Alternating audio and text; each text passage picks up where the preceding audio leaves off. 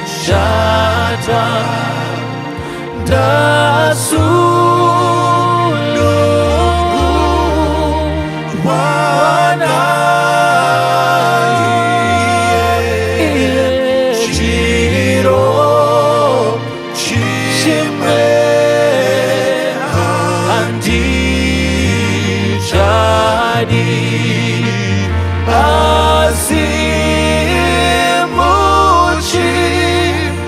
jiko wake kuti ndiri nazo zvese zviri chipo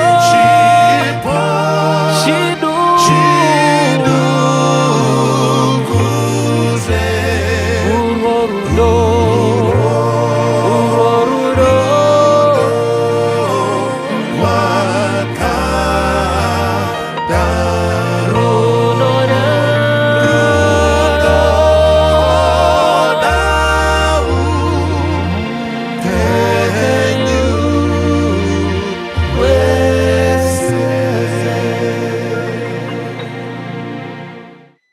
tinokukwazisai hama dzadikanwa kunzvimbo dzatiri dzese panguva dzakasiyana-siyana. Munguva yekutaura shoko raMwari, Mwari vachitaura kwatiri, ishuwiro yangu kuti Mwari vataure nesu tese kusanganisa nesu tiri kuno tigonzwa zvavanoshuwira mukati meupenyu hwedu. Asi tisati tapinda mukati meshoko raMwari, regai tiwane nguva yekunamata.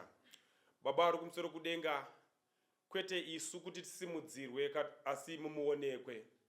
Bvisai kuzvikudza kwedu kana kuda kuonekwa kwedu, mbiri yenyu ikudzwe, umwe munhu aponeswe nekuda kwekutaura kwenyu kuburikidza nesu. Tivanzei nokutiviga mukati mechanza cheruoko rwenyu. Muzita raJesu tonamata, amen.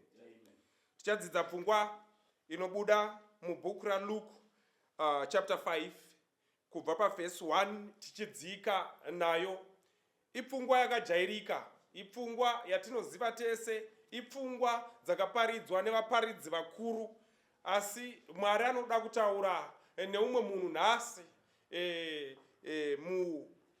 mukudupika, mukukura, mukuwana nomukushaya kwese, nenzira yavatendera kuti nhasi vanhu vanzwe. Udza ari padhuze newe kuti teerera Mwari akutaura kwatiri, teerera Jehovha vakutaura nesu. Chapter 5 verse 1 rava mudzingwa. Zvino vanhu vazhinji vakati vachimumanikidza kuti vanzwe shoko raMwari. Iye amire pagungwa reGenasareti. Akaona magwa maviri ari pagungwa. Jesu ndokuona magwa maviri ari pagungwa. Asi vabati vehove vakanga vabuda maari.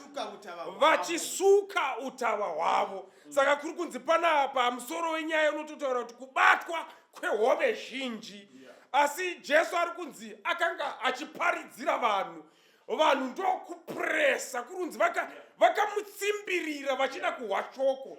Ndine shuku yekuti dai mazuva aya aimbodzokawo pamazuva edu, apo vanhu vanohwa chidikwa chekupuresa pavhangeri. Mazuva ano vanhu unoona vakapuresa pasocial media, vanhu vakapuresa mukutsvaga mari, vanhu vakapuresa mumakiu emavhiza nekutsvaga mabasa, vanhu vakapuresa mumashipu vachitsvaga mabasa. Asi havachapuresi pakutsvaka shoko raMwari.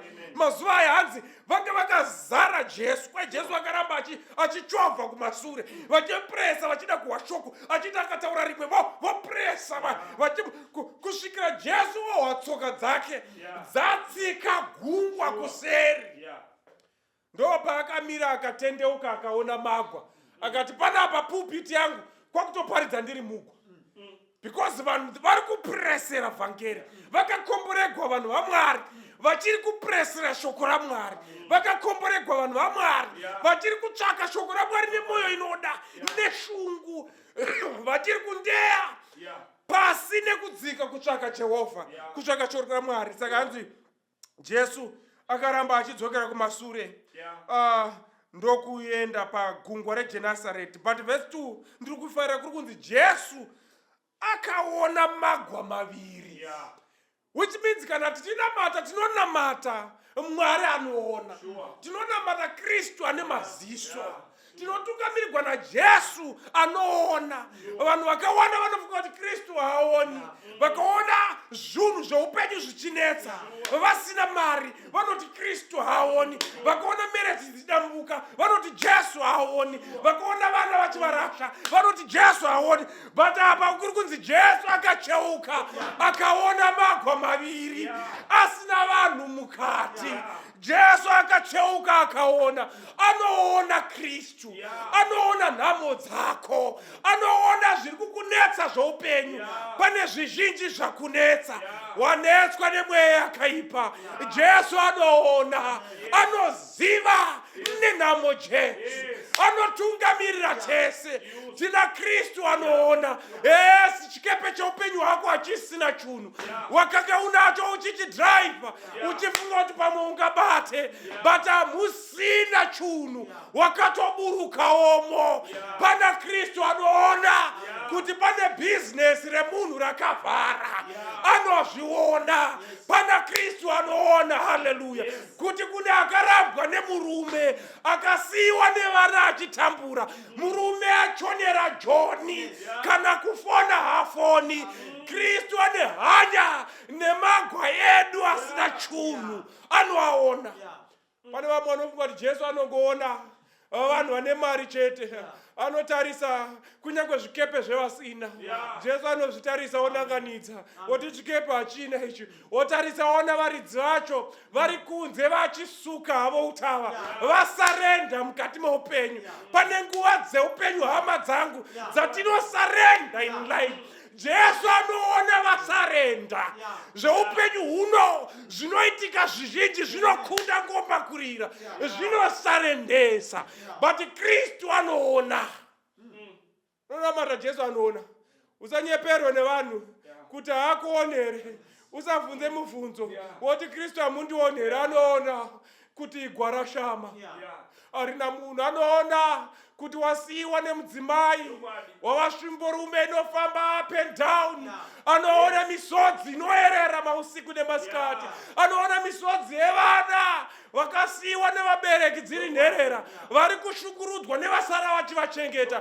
Kristu anoona kuti agone kuita something mukati mevane upenyu huri empty. Handizivi kuti hwako upenyu hwakadii hama mudikani. Unogona huri empty. Your boat is empty. There is Jesus who can fill in that boat. Ari kuzviona. Pane vari kuti changu chikepe ndasarenda. Handichazivi kuti ndotangira pai. Ndakazama kutsvaga basa kukambani ikavhara. Vamwe vari kuti tanga tiripo mudzimai anotaura ndakakuudzai kare kuti siyanai nazvo.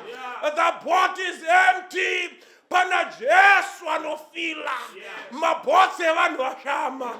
Siyana nekusuka utava hama yangu. Tarisa pana Kristu, uya uterere shoko rake.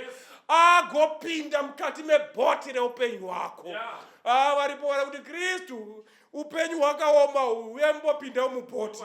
Nhasi inyaya dzemabhoti akashama. Aripo ari kuona. He's watching from afar. He's watching from a distance. Akatarisa hake but haana kukurasa.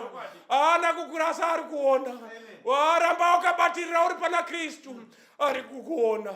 Yes, igwa richina charinacho. It is empty. Wamwedze mumba dzapera. It is empty. Love mumba muchina. It is empty. Kunyangwe ruda mukati mehama hapachina. It is now empty. The church is now full of empty people with empty promises and empty love. But pana Kristu anoona. He is able, more than able, to fill in the gap.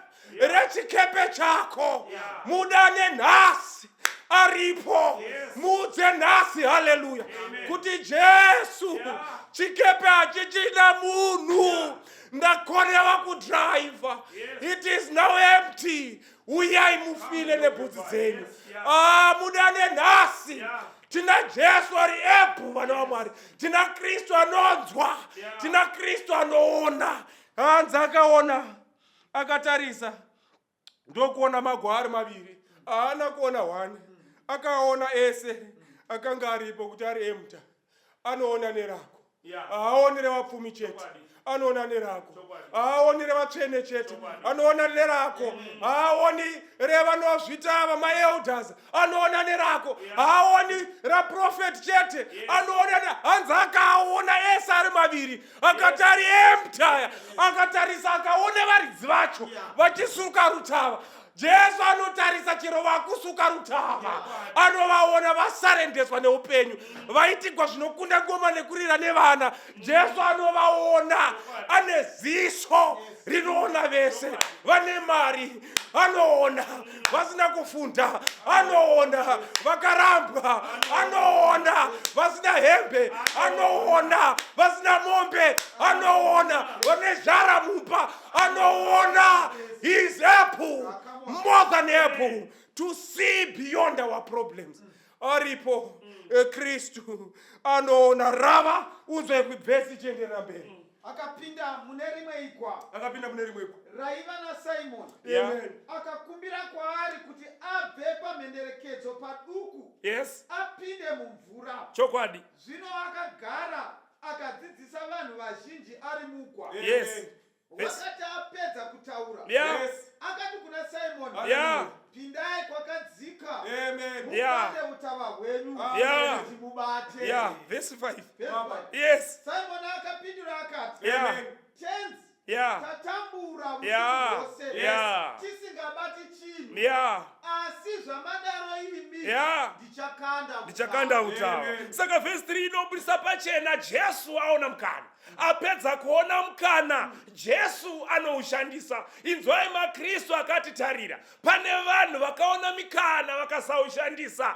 Minda yakapiwa havana kutora, mabasa akauya havana kupinda, zvimwe zvaipiwa mahara vakaramba, dzimba dzaipiwa havana kutora. Jesu anoona mukana oushandisa. I've seen the boat, I'm going to occupy. Tanamata Jesu munhu waMwari anoti kana aona mukana hasi zvakadaro, anoona mukana oushandisa. Vatina Jesu anobva kutsika mani, anoti aona mabhoti asina vanhu haasvika achioccupya, anokumbira.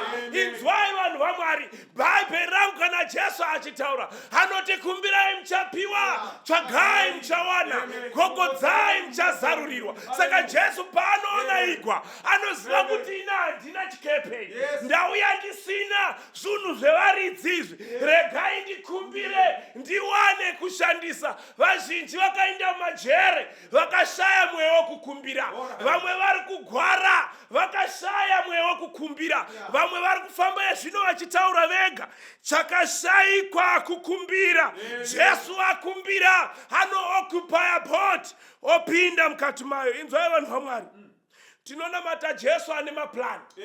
Akatoona kuti ndamanikidziwa, I'm at the edge, but I have to look for plan B. Sei baba yenyu plani yakapera, sei mukomana yako plani yakapera. Rangarirai jamu rasviki vanhu vaMwari, rinoti ranhapfuma yapera, rinofunga plani B. Ndakufanirwa kutsvaga basa. Sei maplani achipera, tinonamata Jesu ane maplani. Inzwai vanhu vaMwari, kana uri baba mumba maplani haafanirwi kukupera.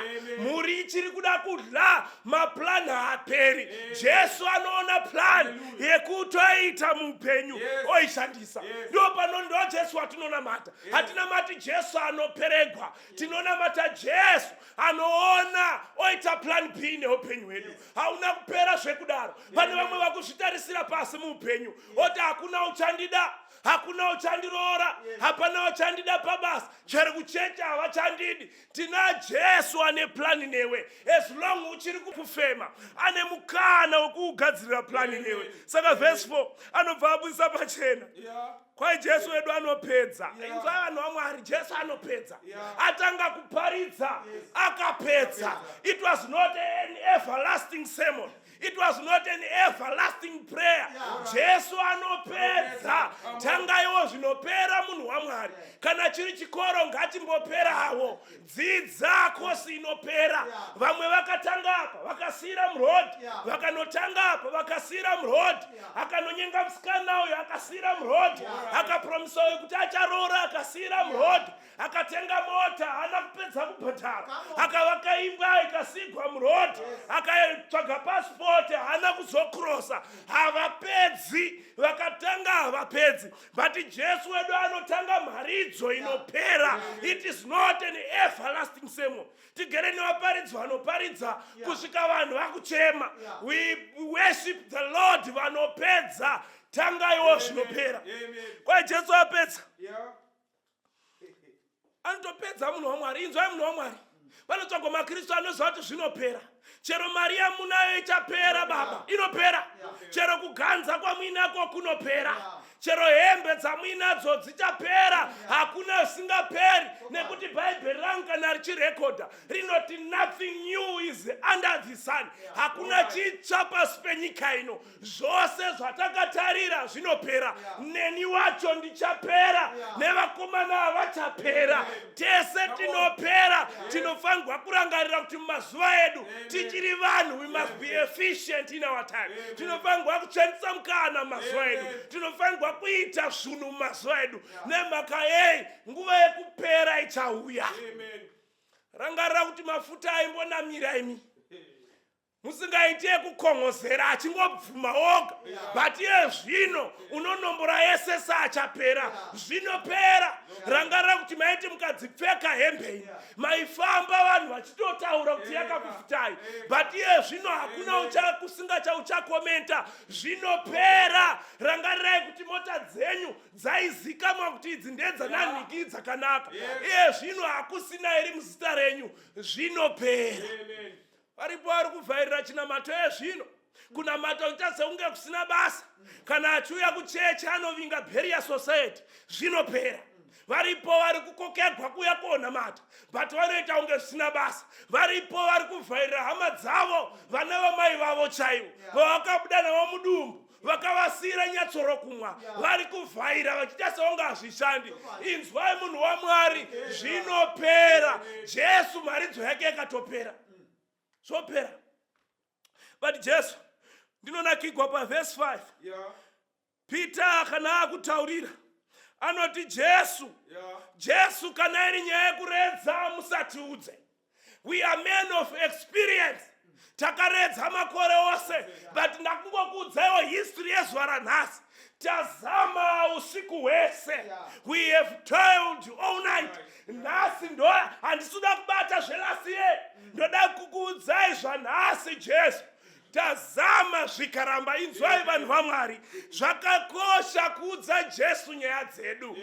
Anodziziva, anotihwisisa. Ndosaka muimbi wekwedu akati, unoneta here mwoyo wako? Muudze Jesu, muudze Jesu. Shamwari yazikanwa. Ai nyaya yei vanhu vaMwari? Nyaya dzedu ngatiudzudze Jesu. Peter anoti Jesu, hapasi kubatika chinhu apa. Tazama usiku. Ndakazama kutengesa havatengi. Ndakazama kuita zvechikoro zvaramba. Ndakazama marriage havandidi. Zvoita kunge ndine jamba. I have toiled all night, but I've been wasting my time. But because you have said it at your word, nekuti ndimi mataura mushoko renyu. Akakomborerwa maKristu anonzwa shoko raMwari. Vakakomborerwa maKristu vanoti kana vahwa Jesu achitaura vanotikanda nyaya dzavo pana Kristu. Nekuti Bhaibheri rangu rinoti kandirai nyaya kufukanya kwenyu kwose. Throw out your worries unto the Lord. Tinonamata Mwari anoda kunzwa nyaya dzedu. Saka Peter anobva ati kana muri mataura Mwari, handina problem. Kana muri mataura nekuti shoko renyu rinoda kuteererwa, nekuti ndimataura Mwari, ndinoteerera shoko renyu. Akakomborerwa vasikana, vakakomborerwa vakomana, vakakomborerwa vana baba, vakakomborerwa vana mai, vanogona kuteerera shoko raMwari. Shoko raMwari riri kuuya zuva nezuva richitidzoredzera pazvipi nezvipi. Vakakomborerwa maKristu anogona kuteerera shoko raMwari. Vakakomborerwa maKristu vanoziva kuti kana shoko raMwari rikataura rinoitika. Peter sei akabvuma, akanga adzokera kuna Genesis uko Mwari paaitaura neshoko. Let there be, and it was so. Let there be, and it happened. Let there be. Akahwisisa Peter kuti uyu Mwari akataura zvinoitika. Akahwisisa pachena kuti Mwari uyu akakomanda fishi dzinouya mani. Akahwisisa pachena kuti Mwari uyu ndiMwari wecreation. Akataura nehove sezvaakaita pana Jona dzinoteerera. Akahwisisa kuti this is the Lord of creation. NdiMwari wekusika. Kana akataura Mwari uyu anonzwa. Kana akataura nyika yese inonzwa. Kana akataura zvisikwa zvinoteerera. At thine word, pashoko renyu ndinonzwa. Vakakomborerwa maKristu vanhu vaMwari vanonzwa shoko raMwari panguva ino. Amen. Verse 6. Yes. Iri kutiyo panapa. Vakati vaita izvozvo, vakakomba hove zhinji, utava hwavo ukabvaruka. Verse 7. Vakaninira shamwari dzavo mune rimwe igwa kuti vauye kuzovabatsira. Vakauya vakazadza magwa ose ari maviri akanga onyura. Chii chiri kuitika? Vakomana vakaita saizvozvo zvipi? Vakakandira rutava kwavakanzi vakandira. Chakakonzera kuti vabate hove dzizare. It is because utava vakakandira kwavakanzi vakandira. Akati akande ndiani? NdiJesu pachake. Teerera unzo munhu waMwari. Vazhinji takabata, asi patakabata ndiani akati ukanda. Vazhinji takabata, takanda kwatisina kunzi tikande. Ndosaka zvichitinetsa nhasi. Mabusiness takaita, asi akati uite business ndiani. Chikonzero wakabata, wakanda pausina kunzi ukanda. Chikonzero chakaita kuti zviite ndechekuti vakateedzera zvavakanzi vaite. Saka Peter anoti with my experience, pakuredza kwangu zvose zvandinoziva ndaita, asi hapana chabuda. Asi imi zvamataura ndichaita. Saka Peter haasi kuita sokuda kwake, asi ari kuita sokuda kwaMwari. Rega ndikuudze vanhu vaMwari, kana Kristu otikomborera mukati meupenyu, zvaKristu hazvibvunziwi, zvinoonekwa. Apa kuko akomboregwa naMwari, Mwari anotinyora zvaucharatidzwa kuti zvigone kuverengwa neanomanya. ZvaMwari kana zvoitika hazvibvunziwi, zvinoonekwa. Kana vanhu vangavotaura kuti wakura hauchawanikwi, hautiziri usiku vanhu vasingaoni, unochata masikati, vanga vachitaura vorisiva makadhi, wovatumira meseji yekuvakoka kumuchato. Vanhu vouya voparidza, voimbira, vopinda vachiita mastepu nokuti wakandira pawakanzi ukandira. Vazhinji vedu tiri pano takabata, asi chikonzero takabata tisina ati tikandi. Vakapinda mumamereji vachishandisa njere dzavo nepfungwa dzavo. Nhasi mamereji anovava. Vamwe vakatiza vakaita kujamba bhodha vasina mapasipoti, vachitiza vakadzi vavakaroora. Nemhaka yei vakakanda vasina kunzikandai. Vamwe takatanga mabhizinesi atakatanga, nhasi hatichatsiki gumbo kuchechi. Nesabata tinenge takavhura. It is because takakanda tisina ati tikanda. Saka tinoona sekuti profit haibudi tikavhura, tikasavhura nesabata. Mabhizinesi atakatanga akutitadzisa kunamata. Chikonzero takatanga tisina kunzi tikandi. Saka teerera unzo munhu waMwari. Bhaibheri rinoti, Peter anoti, Kristu, kana muri imi mati tichakanda. Ndo zvinotaurwa naPeter. Anoti kana muri imi mati tikande, regai tikande. Hadzi vakati vakanda, vakakomba hove zhinji, kwete shoma. Bhaibheri kana richiti zhinji rinoreva zhinji, nokuti Bhaibheri rinotaura manhamba ronatsotaura kuti Jesu wakatengeswa ne30 pieces of silver. Zvakanga zviverengeka pavanhu vakafidwa naJesu nehove mbiri nezvingwa zvishanu. Vanonyatsotaura kuti vaive 5,000 varume. But apa hove dzinonzi dzakanga dziri zhinji, dzakanga dzakawanda sei. Chipimo chacho ndechekudambura mambure. Muhistory yevakomana ava yekuredza vakanga vasati vambobata zvekudambura mbure. Kudambura mbure kupfurikidza mabatiro. Kana muri mubusiness kuita profit hamena kuti inoverengwa kangani. Kupfurikidza kana kuchiri chikoro kupasa zvekupfuura kupasa hamena pamusoro pedistinction. Kumusoro kwacho ndokwakasvika vana Peter zvavakanga vasati vamboita. Chikonzero chakaita kuti vabate vakateerera akati ganda. Saka vakomana vanonzi vakabata hove zhinji, utava hwavo hukabvaruka. Dambudziko ravakatozoita yanga iri yekuti manetsi akanga odambuka. Mwari wandinonamata ndimwari anoita zvinhu zvinoshamisa. Kana zvanga zvichinetsa mukati memereji, kana Mwari apindira unotapirigwa nemereji zvokushakwa kuti wodiniko.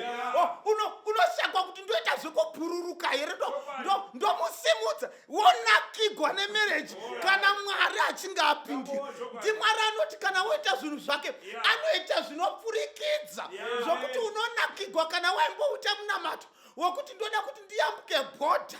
Unonamatira kuti dai passport yandakaaplya ikasabuda nokuti zviri pano zvonakidza. Vakomana vakabata hove zhinji dzinopfuura dzavakambobata. Pavaimboti tabata vakanga vasina kumbobata mubatiro wavakanga vaita nemhaka yekuti vakanga vabata vana Kristu. Bhaibheri rinoti pavakabata vakatodaidza vamwe vavo vakati vakomana uyai muone niwo muhlevo. Havana kuva selfish pakukomboregwa kwavo. Vakarangarira hama dzavo dzavanga vaita usiku nadzo. Vakomana ava pavakaita pungwa vasina chavabata vakanga vane mabhururu avo. Kunyange mabhururu anga asina kukwana pakukumbigwa igwa. Ivo vakati isu zvatakwanawo hatingarashi vamwe vatavata usiku navo.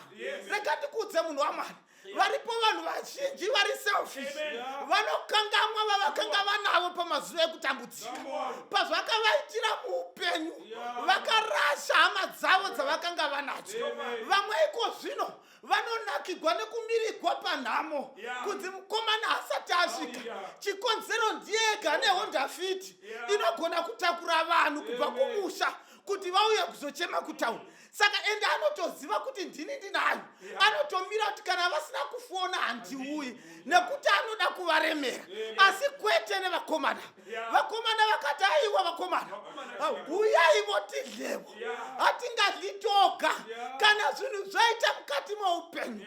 Usakangamwewo mhofu vakakuchengeta vachiriko kumusha asi vakatengesa zvimbudzi zvavaive nazvo, vakatengesa huku dzavakanga vanadzo vachikuendesa kuchikoro kuti zviite. Pavaizviita izvi vaizviita vachiti pada uchazovachengetawo. Asi nhasi zvakuitirawo wakwira ndege wave mhiri wave kukangamwa vavakatambura navo. Usakangamwe vakomana vakanga uchitamba navo gwedhle usina kana shangu muchibaiwa nezvisoso. Shungu dzenyu dziri dzekuti kana tikanhonga dhora tichatenga half bread.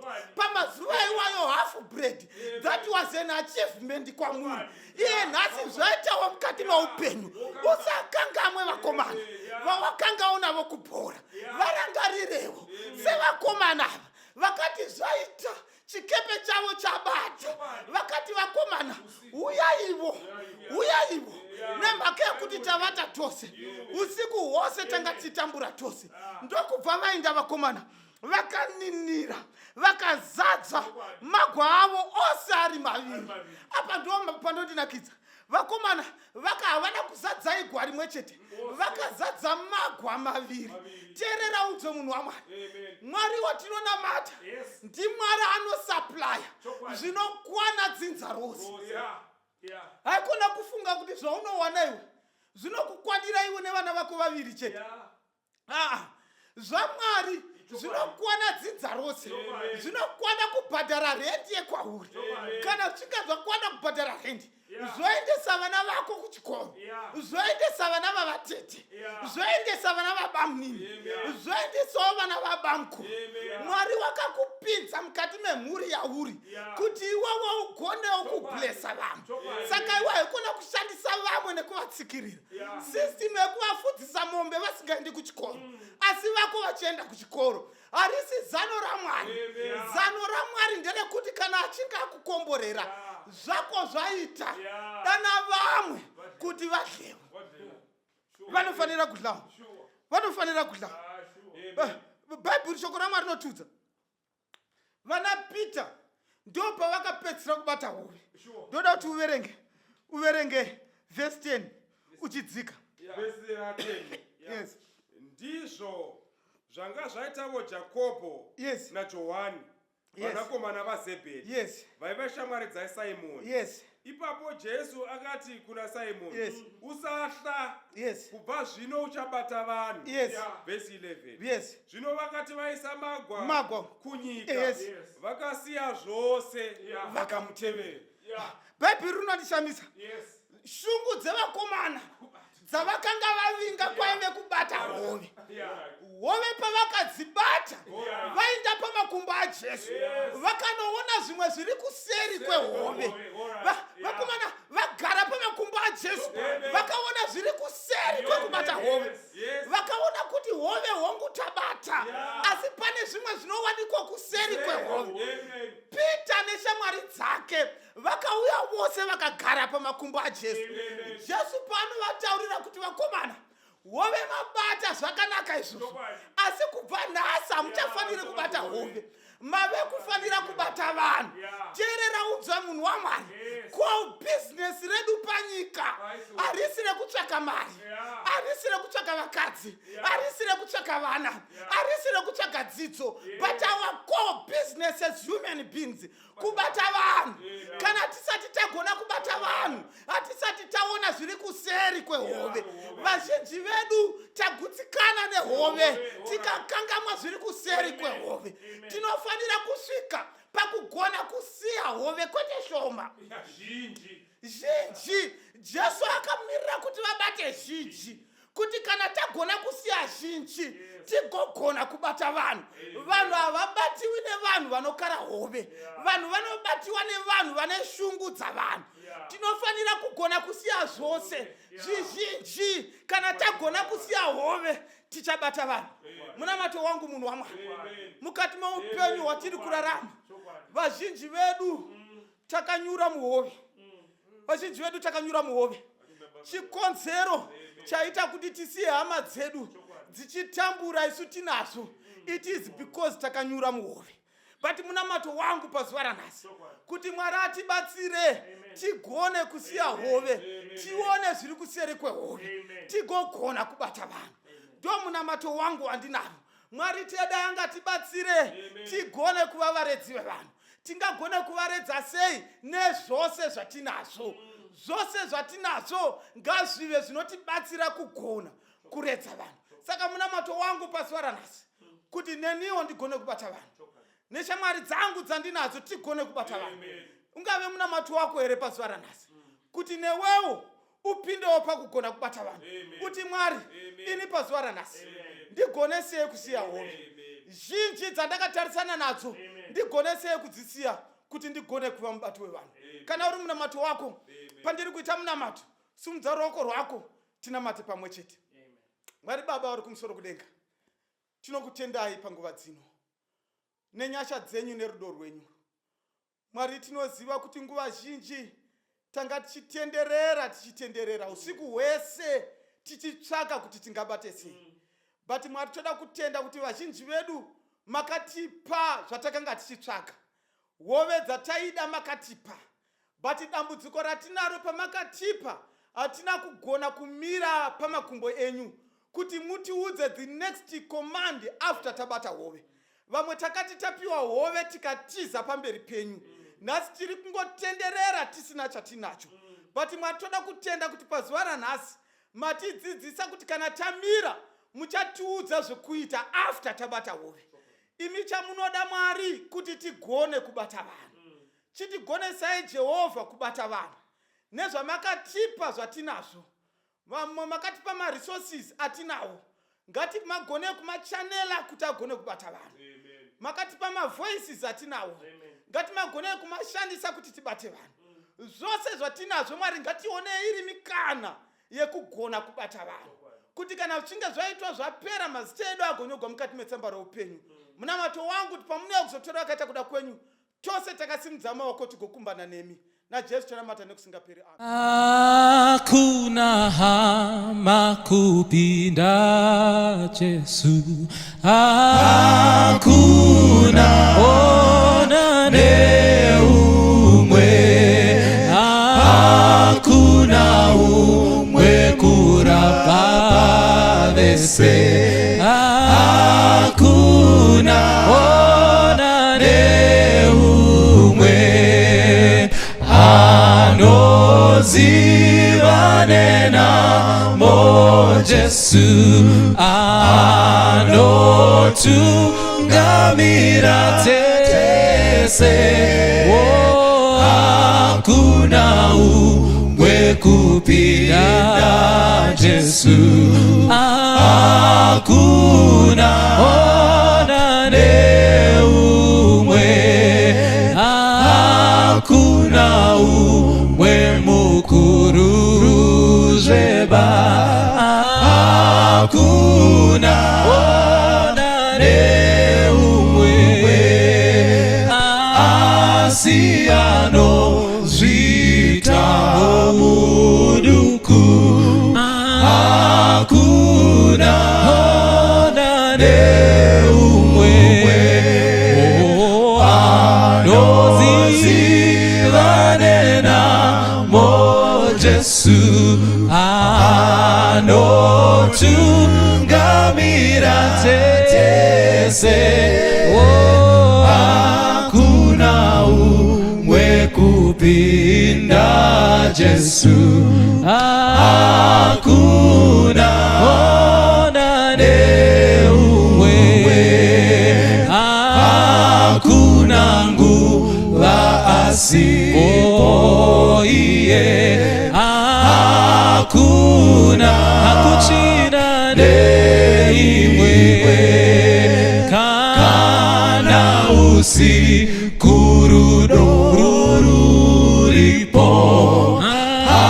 Hakuna ona neimwe. Anozivane namo Jesu, anotungamira tese. Hakuna umwe kupinda Jesu. Hakuna neumwe. Hakuna umwe akamborambwa. Hakuna neumwe. Kana munyangadzi hamurambi. Hakuna neumwe. Anozivane namo Jesu, anotungamira tese. Hakuna umwe kupinda Jesu. Hakuna neumwe. Hakuna chipo chikuru zeba. Hakuna nechimwe. Hangatinyi mimusha kudenga. Hakuna ne